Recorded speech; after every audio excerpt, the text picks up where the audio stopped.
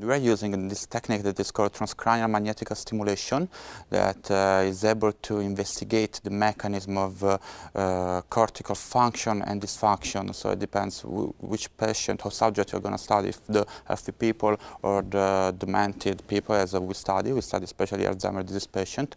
And so with this kind of measure we can investigate especially the mechanism of cortical plasticity that we know are impaired by the animal models, where they make electrophysiological studies on the hippocampal slice, and with this kind of stimulation they give you long-term potentiation, long-term depression cortical mechanism. With the transcranial magnetic stimulation we can investigate the same mechanism on man, and we are the first to study this kind of mechanism directly in patient, and we interestingly replied the same animal data. And so with this specific work we want to see if this measure can be a biomarker, especially for dividing the patients from healthy subject, and especially if it can be a biomarker of clinical progression. Because you know, now in the Alzheimer's disease management, physicians want to find this new kind of biomarker. And nowadays we have more invasive kind of biomarkers, such as lumbar puncture, or very expensive, such as the amyloid or the new tau trackers.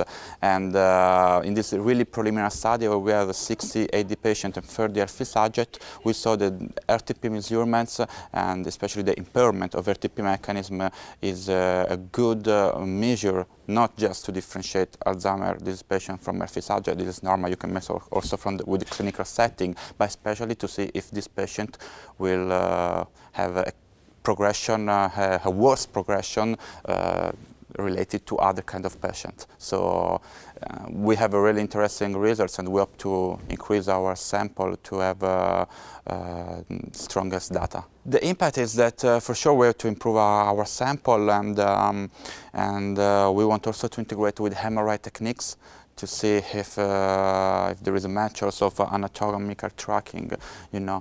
And the next step will be also to increase not just the patient sample, also the healthy subject sample. And you know, if we have more reliable, consistent data, it really can be applied to a wide range of patients to see to